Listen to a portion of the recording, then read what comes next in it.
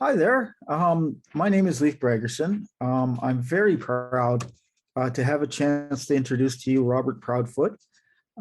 He is a self-published author, born and raised in Edmonton. Robert had his life enriched by cross-cultural experiences in Africa when, during the early 1970s, he completed high school and studied at the University of Zambia. He later worked as an agroforester in Nigeria from 1988 to 1991. As an environmental scientist, Robert writes technical documents, but he also follows his passion for creative writing. Aside from self-publishing in 2019, Enduring Art, Active Fact, Three Generations Create, a collection of poetry, short stories, essays, and artwork created by three generations of his family, Robert published 35 essays in various church, community, or professional magazines since 1980. He also researched and wrote the historical backgrounder for a DVD commemorating First Mennonite Church's 50th anniversary in 2009.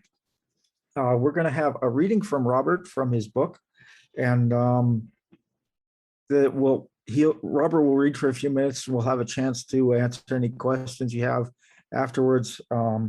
Any questions you have, you can put them in the chat, and we'll get to them at the appropriate time.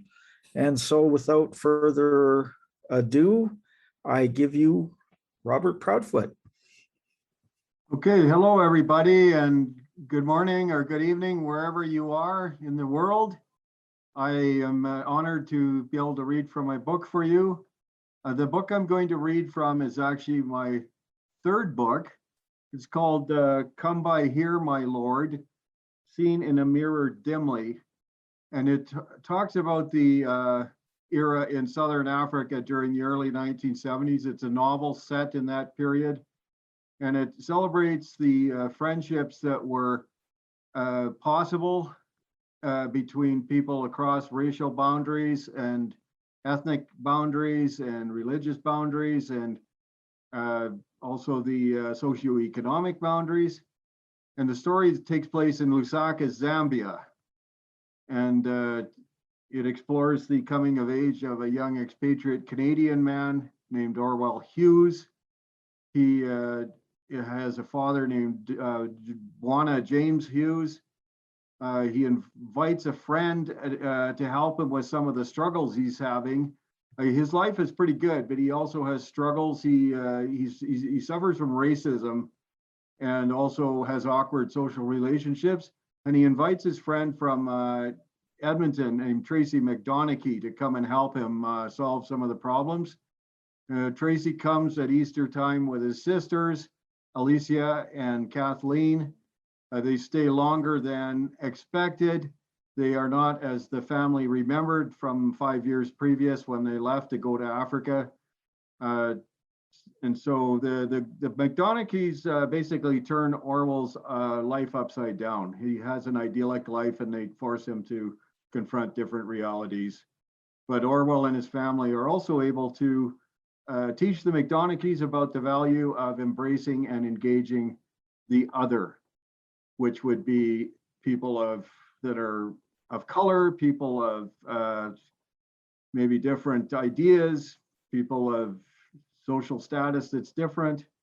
The Hughes family makes a real concerted effort while they're in Zambia to have a cross-cultural living with Africans.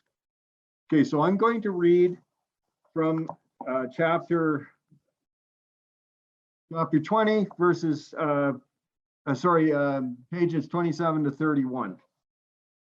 It's about a party at the Hughes house for the McDonaghys when they come to Africa. Soon, young people were milling about under a starry sky on the back deck, giggling and chatting among the lava lamps and many candles flickering within the multi-colored lanterns. At first, bold downbeat of rock and roll music, Orwell and Richard, who's Orwell's brother, assumed that they could take their adorable female partners onto the dance floor to enjoy a private fling. But Africans shied away from such intimacy, preferring instead to dance artistically within their genders or as one large enthusiastic group. Georgina gently took Alicia by the hand and bid her shy friend to dance beside her, while Cephas and Benjamin cavorted with Orwell. At times, Orwell's chaps moved fluidly around Alicia. She found herself in sights of shyly grinning David or enthusiastically shaking Solomon. Whenever the big cats moved on, moseyed about the JJ or Georgina. Susanna and Ali preferred one another's company, as did Richard and Kathleen, but each couple jovially mingled as everyone danced together to the rhythmic reggae beat supplied by Ali's ghetto blaster. Orwell marveled at how his friends gravitated to Alicia. He found himself grinning and strutting his stuff for want of her pleasure too, as they also took opportunities to come together. Her forlorn desire was passé now, as carefree Alicia frolicked barefoot with all around. Georgina, however, sensed their special camaraderie. Taking charge, the vixen drew Orwell away and requested he put on pounding, nonstop dance music she had brought to the party. Battle of the bands ensued between the Beach Boys, Beatles, and Rolling Stones. Vivacious Miss Amadou became the featured dancer for all to applaud and learn from as she interpreted Mungo Jerry's In the Summertime with high octane energy. Taking a well-earned rest at last from polishing the dance floor, the young people shared tea and crumpets in the warm glow of the parlor. Their fellowship was refueled when Mrs. Hughes brought out a delicious platter of barbecued meats, complete with bread and the trimmings of garden vegetables. A local game called Ayo, a backgammon-like caper involving the strategic movement of small, smooth stones across two sets of bowls, was introduced by Solomon. Cephas was versed in playing the balafon, a guard xylophone, as was David with the thumb piano, both of which were decoratively stationed about the room. JJ and Alicia shook flamboyant pod rattles in accompaniment as they let down their long hair enough to help churn out a set of ancient tribal songs on instruments that had been purchased by their hosts as exotic tourist curios. The normally reserved Canucks became buoyantly coaxed by Ben into attempting the fancy footwork of a popular tribal dance. This cultural exchange ran its course as people swayed and stepped softly to the rolling, bubbly circles to David's eerie chants and the rhythmic beat of Solomon's hand drum. They took turns singing folk songs and sacred hymns to the accompaniment of Orwell's piano, Susie's auto harp, Alicia's violin, JJ's flute, and Kathleen's guitar, which in a spirit of cooperation she shared with Benjamin, who then strummed his own fine music. At Georgina's request, Ben led the group in a melodious rendition of Kumbaya, My Lord. Seated on the couch between two exotically beautiful women who loved and were loved by him, Alicia singing, laughing, and clapping her hands, and Georgina smiling contentedly as she lay with her head upon his shoulder.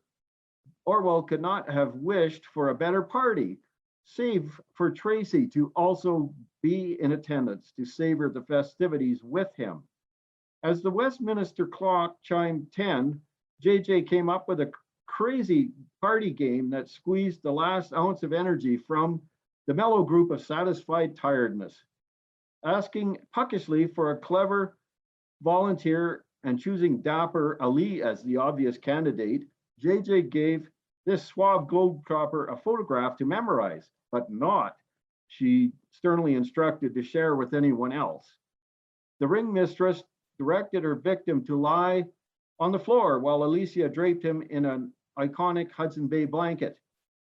JJ then invited the stupefied audience to guess what was the mystery object depicted in Ali's photo. The performer must stay shrouded and sworn to silence, but he could nod, shake his head, or act out his answer to any question asked. Are the rules of this charade clear enough? Asked the tiny MC with booming energy. When everybody on both sides of the blanket nodded politely, JJ christened the game to start with a hearty bon voyage. The game started politely, if not awkwardly, as the audience fiddled about asking appropriate yet strategic, close-ended questions. Some folks thought if they could concentrate hard enough on remembering all the details, they would see the photograph in their minds, if not somehow steal it from Ali's shrouded person. Cephas suddenly broke ranks when he laughed at the clownish, burrowing shaman king. Georgina glared and clacked her tongue at Bellow's bizarre amusement, then murmured her concern that Orwell take charge lest her brother suffocate inside his heavy wraps. Orwell, knowing this high intrigue was meant only to be a friendly parlor game, shattered the tense air by shouting out strategic yes-no question. Mr. Ali, does your photograph depict something live? When the shrouded figure nodded vigorously, causing Georgina to gasp as he generated snaps of static electricity, Orwell smartly followed up. Is your creature a plant? Ali shook his head, then repeated this gesture more emphatically when Richard jumped in. Are you a two-legged animal? A person, perchance? Is it a four-legged animal? Inquired Alicia, looking like a scientist now with her heavy glasses on. She was well aware from biology class that insects had 6 legs, spiders skittered about on 8 legs, and some creepy crawlers moved on dozens of limbs until caught and eaten by the locals for dietary protein. Kathleen scowled unimpressed and gave her sister an F for asking such a dumb question when the game was on the line for the boys to win. Like, get with the program already, Fanny. Of course, it's obviously a 4-legged animal. We have to get snappy here. Cut to the chase. Mr. Ali, do you have a picture of a wild animal? I was getting there, kitty cat. I have narrow down the options. Play the games intelligently, Alicia muttered aside to her sister. Ali, as though to prove her strategic point, nodded vigorously before grabbing Alicia's leg and using it to lumber about on 5 legs. He extended the extra limb in the air and tried to pull down something huge. Alicia, dragged like a rag doll about the floor, shrieked that Ali was somehow a famished alien who would drag her underneath the blanket to eat. She guffawed and squirmed until he released her. As Alicia desperately clambered to her feet, but gave her sister a stern, wild look. Kathleen, striving to concentrate on and guess ahead of Richard and Orwell, waved Alicia off like she was some hyperactive child. Does this animal live in Africa? Demanded the Hughes brothers enthusiastically together. When Ali nodded, Georgina flashed Orwell a zesty grin, impressed that he was so animated, engaged. He was the life of the party. Ali failed to respond immediately. He suddenly fell miserably behind. He sat slumped like a sad sack. Was he deeply the fusillade of questions? Was he getting too hot and tired? Or was his brain finally fried? Cephas found Ali's humbling predicament utterly hilarious. He so enjoyed the buzz of questions flying around that he saw no need to whip up any of his own to throw at his faltering nemesis. Is it a pet? Suzanne asked girlishly, provoking laughter from the others. Cephas practically fell off his seat at what he thought was a preposterous supposition and rolled on the floor, laughing uproariously now as Ali vigorously negated the silly idea like one who felt totally insulted. The audience giggled with amused dismay at Cephas' clowning antics, but Ali, provoked by this rude heckler, gained his second wind and responded enthusiastically to Kathleen's musing that he was a large game animal, like a lion or an elephant. Ali assumed a kneeling position, hunched his shoulders and outstretched curved arms below his head to form tusks. He laboriously dug at the floor until his knees gave way when tangled in the blanket. I know, brother, you're acting like an elephant. There must be an elephant in that photo, shrieked Georgina with delight. Ali threw off his sweltering wraps and roundly congratulated her worthy guess. His relief to be free from the refinement of the confinement of the and far outweighing any bitterness of having lost his secret, Ali bounded over to present his crumpled photo to Georgina, who was celebrating her clever win with Orwell and Alicia. Ali's glistened with sweat, and his voice was raspy as he exclaimed, "You are absolutely correct, my dear. Well done. Fabulous. How did you manage it?" "I figured it out," I chortled Georgina triumphantly as she flashed the prized photograph of the huge gray pachyderm bearing gleamy ivory tusks and a curling trunk as it grazed upon succulent tree shoots in the cool of the day at her subdued rivals, Kathleen, Suzanne, and Richard. "I won the game." And I think I'm going to stop here. Thanks, Robert. You put a lot of descriptions of a lot of cultural things in there that were really interesting. Did you encounter when you were in Africa? Did you go for parties with people that were local and people that were from other places and all that stuff?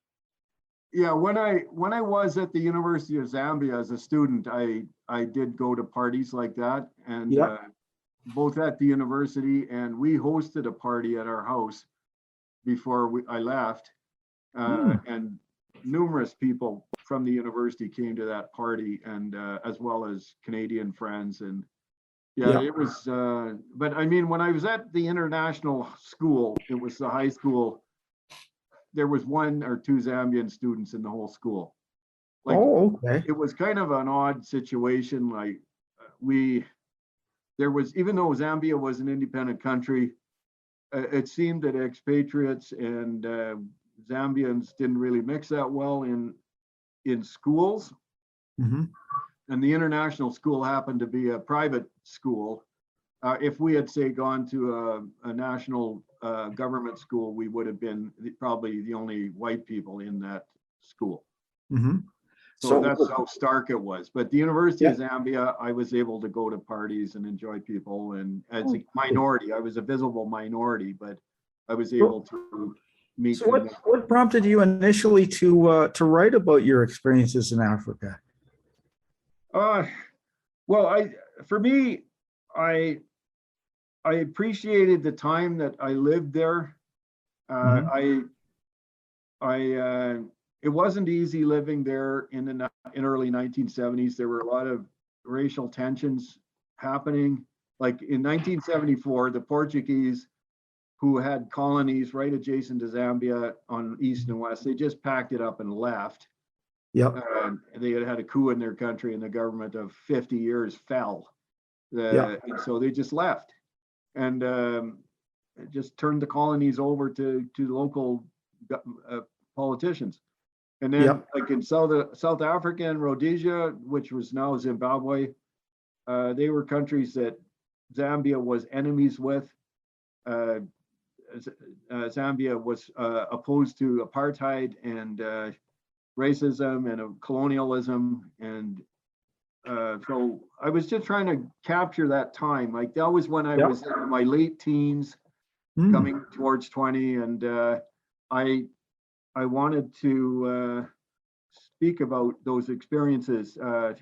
And honestly, the more I live, I see that there's a lot of similarities between Canada and Southern Africa of that era. Oh yeah.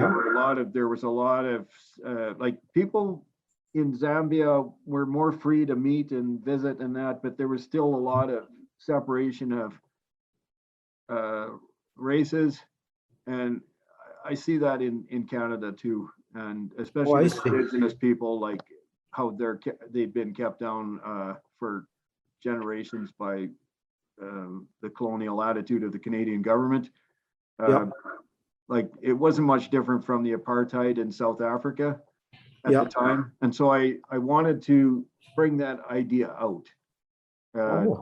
I feel that Canada needs to get its act together, and Canada needs to change. Canada needs to become more inclusive, and I talk about it in this book to some degree. Mhm. trying to setting those ideas up. And so that was the other reason for writing it. Uh-huh. Yeah. So do you have any favorite authors you might recommend that would also talk about the African experience, or? Well, Alan Patton was somebody that he wrote the story Cry the Beloved Country Oh, about South Africa during the apartheid era. yeah. I really appreciate that story. I also appreciated some of Chinua Achebe's writing. He was a Nigerian author. Mhm. He wrote about the Nigeria during the colonial era as well as later. Wole Soyinka was another Nigerian author. Mhm. He actually won the Nobel Prize for Literature. Yeah. There was quite a few authors. Florence Nwapa. Yeah. I'm not sure which country she was from now, but I mentioned her in my book earlier, like because Oh, yeah. Orwell was somebody that enjoyed being in the Writers Club at the University of Zambia, and he was really into reading about the African authors and their novels and their stories, and so those are some that I can think of right now. Yeah. I know there's others, but there's been a lot of authors from Now, Africa. now on the flip side, do you see any Canadian authors, Indigenous authors, perhaps, uh, who you feel gives a good account of the experience of the Indigenous people in Canada? Yeah, there are authors that I would suggest. The person that wrote like Thomas King, he's not Canadian, he's American, but he's written numerous books about the Indigenous experience. Mhm. There is a book also that was written by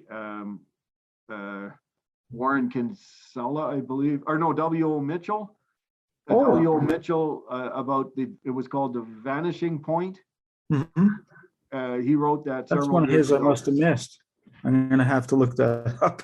Yeah, he wrote it from the experience of somebody like during the era of the residential school, somebody that was an Indian agent and a kind of an agricultural Oh, good manager and heavens. stuff, and he was a teacher. He was a teacher at this residential school, or not. I don't know if it was a residential school, but it was an Indigenous school on the reserve, and he taught there, and he talked about the differences and what he saw, and like he actually had it. It was a good story. Yeah. Yeah, I remember I picked up a book. I didn't finish reading it, and I don't remember the author. I don't know if you might be able to help me. It was a book about Indigenous people, but it was a book It was a book written first of all by archaeologists, Okay. but it was a novel, and it was set before the time of colonization, before Europeans actually came to North America, and it was just a purely Indigenous tribe versus tribe kind of a thing, and it was so fascinating just to think of, that how much was here before the Europeans came in and enlightened everybody, so to speak. Yeah. No, that would be an interesting read, because you would that person probably brought to light a lot of. I mean, these were very advanced societies that were here before the Europeans came here, and there were many more Indigenous people than there are nowadays. Like there are millions across Yeah. North America, so very diverse, and yeah. So no, that would be good. Yeah. Now, how do you feel about the situation of people who were taken from Africa or immigrated from Africa that now live in a culture that is not culturally sensitive to them? Does that make sense to you? They were Do you- taken. Why were they taken? I mean, like from hundreds of years ago, when with the cotton farms and things like that. And Oh, do you have any? Have you read any books about that experience or about the American experience for Black people, Africans? yes, I've read quite a few books. Yeah, Oh about yeah. slavery and even after slavery. like in some parts of the United States, and even in Canada. Like we had black slaves in Canada Oh. at one time as well. And yeah, I mean, they've had quite a different experience in life. One of the stories that I really appreciated reading was To Kill a Mockingbird Oh, by Harper Lee. Harper Lee, yes. And she wrote that book in 1960, so that was around the time of the civil rights movement in the States. Yeah. But she wrote it like it was based in the 1930s in Alabama, so it was a tough time in the southern U.S. at that time. And so, yeah, that was one of the books I enjoyed reading. I remember reading books like Mississippi Burning. I think there was one came out in the late 80s, Cry Freedom. Okay. I saw the movie and read the book. And there was another one. I was really moved by the story of Malcolm X as told to Alex Haley, who later wrote the Roots saga. Yes. Yeah, the Roots series. Yeah, like it was a book, but it also became a television series. Yeah, no, that was quite informing to me. Like because that showed how they came. Kunta Kinte was a African man that was just taken by the slave traders and brought to North America, and he was actually, I think, of royal blood, and how he suffered, and then his generations afterwards, how they had to reclaim their independence, and like it was Now, quite. What would you say to a young person who has sort of a lot of romantic dreams of maybe traveling in Africa or studying in Africa? What would you say to a young Canadian person who wanted to follow sort of that route you took there? Yes, I would say go for it. Like go there and learn. Like I think, like I don't know whether I mean I didn't. My book talks about Zambia, for instance, being quite a advanced nation shortly after independence, and they had a lot to offer. Like they had a good, strong tourist industry. They also had they had a copper mining industry that was second to in the world, I think. And they had a president who was like he believed in what they call humanism, where all people are equal and all people matter, and all people, we should care about each other. And so these were values that he taught the people. And Zambia was a fairly peaceful country. I mean, I like going. I'm always interested. I'm fascinated by Africa. Like Africa is a very diverse continent. Like lots of different cultures, lots of different countries. They all have their own struggles, but they also have, like, Nigeria to me was it was very dynamic as a country. Nigeria, I went there in the late 1980s. So 15 years after I left Zambia, I went to Nigeria to work, and I found Nigeria to be quite different. Like there was a lot more people there, but and they also had issues of Christian Muslim kind of conflict, but they had they had a civil war. Nigeria never had that. So we have a question popping up. Would you answer the question? I'll read it out for you. Ken Reining asks, were you working on this novel while on safari with our family in Luangwa Valley, 1972, or was that some of your other literary works? Okay, well, Ken knows me from that time. Yeah, like, wow. No, that's when I was trying to start it. Like, it took me 30 years to write this book, to get it published, Leif. Like, I was Congratulations. I was writing down my ideas. It's something that needs to be written. Probably that era, like when I was in Africa, I was getting my ideas written down and descriptions and all that. But so probably that's when I was first working on it. Yeah. Great. Yeah, I recall. I always sort of felt that my first book should be an autobiography, because people like to talk about themselves the most, and that would sort of get me in, but it actually took about like you said, it took decades. Yeah. But then once I got my first book written, the experience was so wonderful that I continued to write more. And I hope you do too. I mean, you could, there's so many avenues to explore in these topics you write about. Yeah. We Well, have another question from Ken Reining. He's asking about what other books you've published. Okay. Okay. Well, to Ken, this is like the one that I read from. This is the third book I've published. It's called Come By Here, My Lord, Seen in a Mirror Dimly.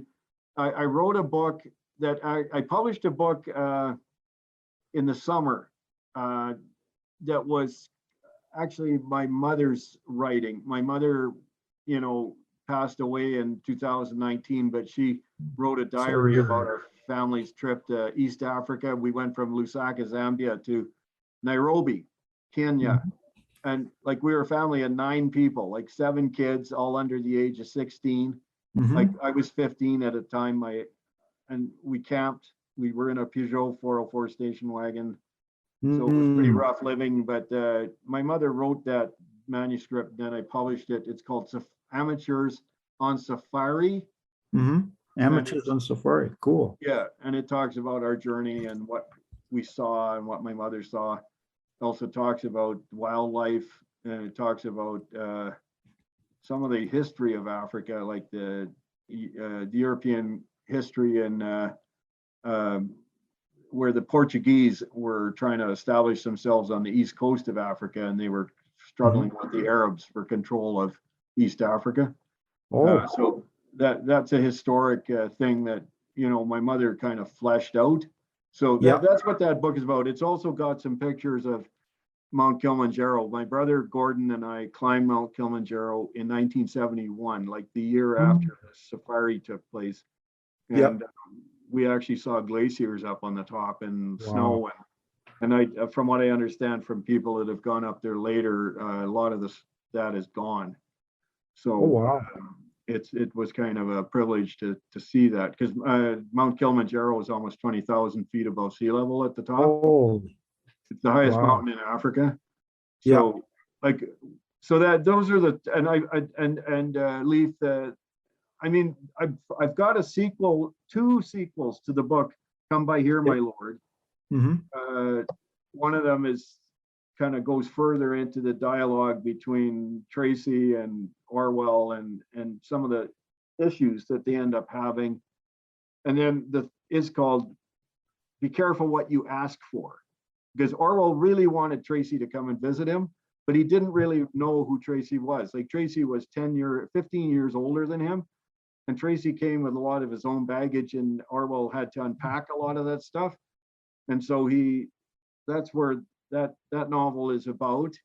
And then the third novel in the kind of the series that I hope to publish someday is called A Dangerous Journey, where Tracy, instead of going back to Canada with his sisters, they go down to South Africa, and they take Orwell and Richard with them. They almost kidnap them and take them down there. And that was during the apartheid era. And so it talks about my remembrances of South Africa. Like I was now, before I forget, for anybody watching, can you explain how they can get copies of your book, or are they available in libraries?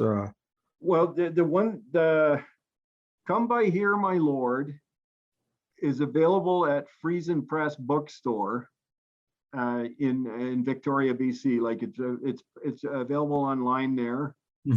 It's also available at my website called Proudfoot Family Art.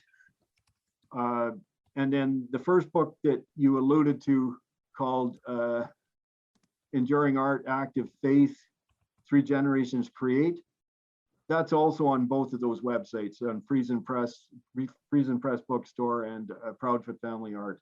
The other 2 books I've written, like Amateurs on Safari, and I wrote a book about my grandparents in Edmonton. They were here in the early 1900s, and it talks about the Spanish flu and a lot of the war and Edmonton of 120 years ago, what it was like.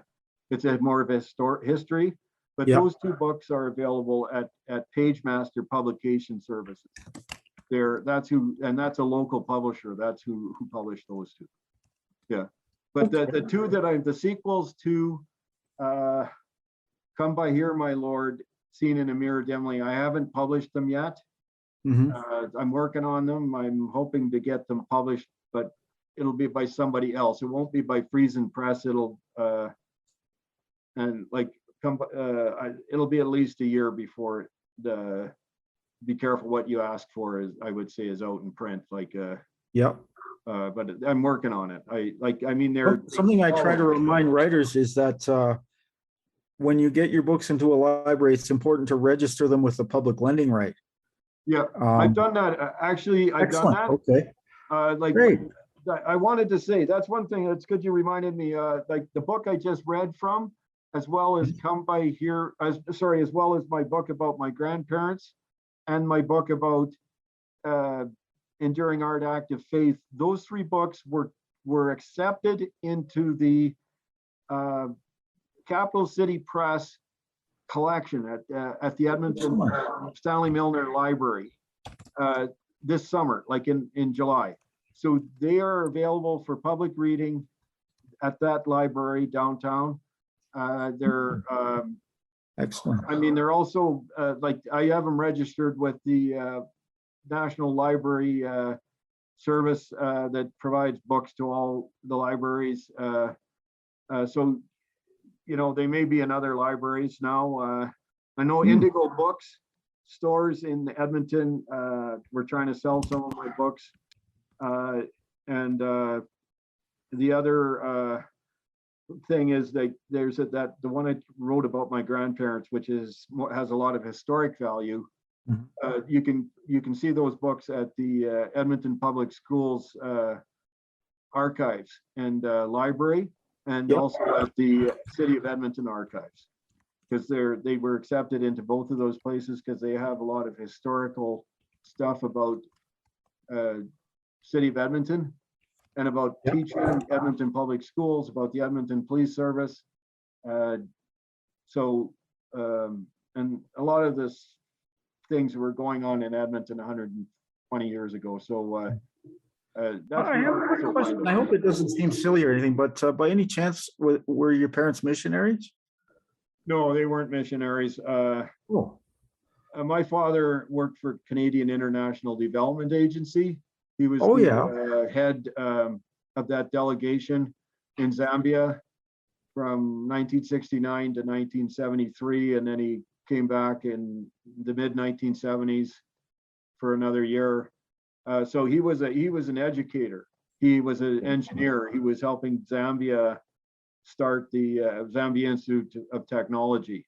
And like the guy that asked a couple questions there, Ken Reining, actually his father was also working with my dad. There were several Canadians that were working together to help Zambia build the Zambia Institute of Technology, which so that's what my dad did. My mother, she volunteered with the Zambia YWCA. She did a lot of teaching to Zambian ladies, especially ones that had children or mothers that were going to give birth to, she was helping them improve their skills, because some of these ladies had no husbands, and my mother was helping them through the YWCA, just providing mentoring. So those are things, and then we were involved in our church over there, and involved in but we weren't missionaries. And when I went to Nigeria to work, I wasn't a missionary. I was an I have a professional background in agroforestry. Oh, okay. So I was helping. The reason I asked, I have a close friend who he was born and raised in St. Vincent to missionary parents, and some of the stories you were telling about moving around kind of sounded a bit similar to some of the stories he told me. Yeah. So what was your most recent trip to Africa? My own? Your own most recent trip. Have you been back, or? I have not been back there since we left Nigeria in 1991. Oh, I see. But my brother. What did you see change in 20 years? What changed? Yeah, what did you see like from 71 to 91? What did you see change in Africa? Or was there a significant changes? No, I think there's been a lot of changes. I think a lot of the countries are quite modern now. Like I think when we went there in the 70s, like, you know, a lot of people didn't have running water or telephones or electricity even, but the country was trying to introduce it, Yeah, or they get it supplied out all over the place. But I think nowadays it would be all over. Like there would be, it wouldn't, and they would have cell phone coverage. I think one of the things about Zambia is that it's like the president that was there when we were there, he's passed away now, but he they have a better democracy, I think, than what they did. Like he was he was the president of a one-party state. oh, He was, and there was like he was like a dictator for life. mhm. So I don't think that would fly nowadays in Zambia. Like they have, I think they have a better system where they elect people like a party system. Yeah. And Now, I hate to cut you short, but Yeah. we are getting close to the end. We have Yeah. 2 minutes. If there's anything you'd like to sum up about your book or anything you'd like to say? Well, I wanted to thank people for tuning in, whoever did, and you could talk to me about getting copies of it. And if you want to follow me, I'm trying to get my Twitter account going, and I'm also trying to get my work out more in the public eye. So I want to write more about Africa, but I also want to write about Alberta. I have a novel that I hope to publish someday that talks about the people of Alberta. That's what I am. I'm a fourth generation Alberta Burton, and I think we have quite a unique history in our province. And even today, we have kind of interesting things that stand out, and sometimes good, sometimes bad. And I want to write about it. So Yeah, that's great. Yeah. I hope you mentioned me. No, I'm just kidding. Yeah, no, and Leif, I wanted to I'm not thank here. you. Yeah, that's what I want to do, Leif. You're from the Writers Guild of Alberta, right? Oh, yeah. And you're a fellow author as well. Oh, I So see. Yeah. I did want to thank you for hosting. Oh, not a problem at all. It's been a pleasure. It makes it a lot easier for people like myself when we're presenting to have a host. Yeah. So I really thank you for your work, and I hope you're successful in what you're doing. Like you've published quite a few books yourself. And so I'm hoping that grows for you too. Yeah. Yeah. Okay, great. All right. Well, I think that about wraps it up. And thank you everyone for tuning in. And thank you, Robert, for your wonderful reading. It was a great pleasure to talk with you. Okay. See you, everyone.